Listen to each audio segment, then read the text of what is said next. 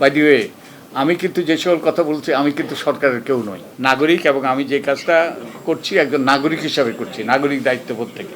মানুষ সংস্কার চায়, মানুষ রাষ্ট্র মেরামত চায়, মানুষ নির্বাচনী সংস্কার চায় যাতে একটা সুষ্ঠু নিরপেক্ষ নির্বাচন হতে পারে। আমি কোনোদিন বলি নাই যে আওয়ামী লীগকে বাদ দিয়ে নির্বাচন ওই যে গ্রহণযোগ্য হবে।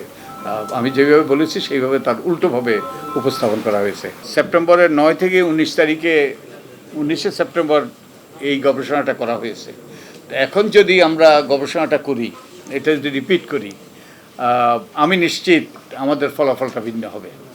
কারণ মানুষের মধ্যে যে আকাশচুম্বী প্রত্যাশার সৃষ্টি হয়েছে, তো এক্সপেকটেশনটা ম্যানেজ করা কতটুকু গিয়েছে, এবং এক্সপেকটেশনটা ম্যানেজ করাই কিন্তু এই সরকারের জন্য যে সবচেয়ে বড় চ্যালেঞ্জ আমি মনে করি। তো এক্সপেকটেশন ম্যানেজ করতে হবে দুইভাবে। একটা হলো যে থ্রু ডেলিভারি, যে মানুষ অনেক কিছু চায়, এগুলো যে মানুষের এই চাওয়াটা পূর্ণ করা। আরেকটা হলো কমিউনিকেশন, যে সঠিকভাবে কমিউনিকেশনের মাধ্যমে, নিয়মিত কমিউনিকেশনের মাধ্যমে মানুষের মধ্যে যাতে ভুল বোঝাবুঝি সৃষ্টি না হয়, এবং মানুষ যাতে ওই যে বিপদগামী না হয়, যে আমাদের সোশ্যাল মিডিয়াতে বহুভাবে বহু রকম প্রচারণা চালাচ্ছে, এর দ্বারা যাতে মানুষ বিপদগামী না হয়। তো এই জন্য communication is another important thing for the government.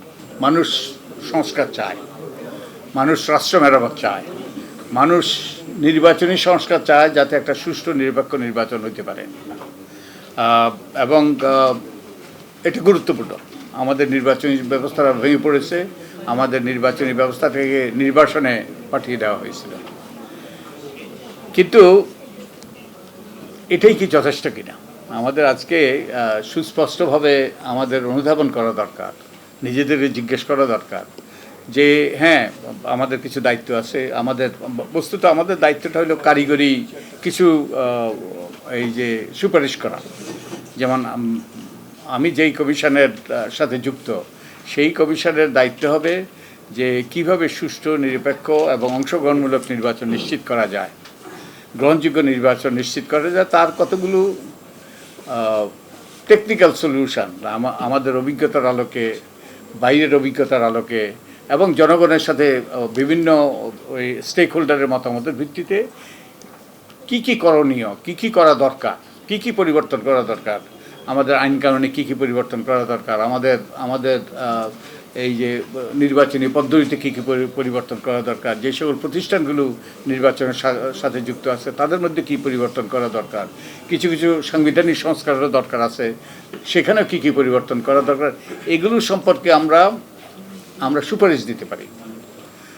এবং এরপরে আমরা আশা করছি যে আমাদের সুপারিশ পাওয়ার পরে সরকার যে রাজনৈতিক দলের সাথে বসে তারা একটা ঐক্যমতে পৌঁছার চেষ্টা করবে। ওখান থেকে একটা রোডম্যাপ সৃষ্টি হবে। রোডম্যাপ সৃষ্টি হয়ে নির্বাচনের দিনক্ষণ হয়তো একবারে এক্স্যাক্ট দিনক্ষণ নয়, একটা সময়কাল নির্ধারিত হবে। বাই দি ওয়ে, আমি কিন্তু যে সকল কথা বলছি আমি কিন্তু সরকারের কেউ নই, প্লিজ, এটা কোনো সরকারি ভাষ্য নয়। আমি একজন নাগরিক, এবং আমি যে কাজটা করছি একজন নাগরিক হিসাবে করছি, নাগরিক দায়িত্ববোধ থেকে। আমি কোনোদিন বলি নাই যে আওয়ামী লীগকে বাদ দিয়ে নির্বাচন ওই যে গ্রহণযোগ্য হবে। আমি যেভাবে বলেছি সেইভাবে তার উল্টোভাবে উপস্থাপন করা হয়েছে।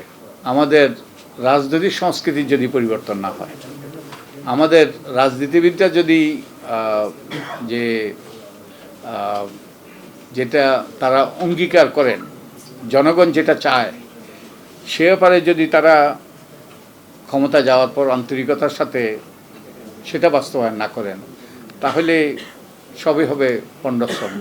কারণ আমাদের অতীতে কয়েকটা সুষ্ঠু নির্বাচন হয়েছে।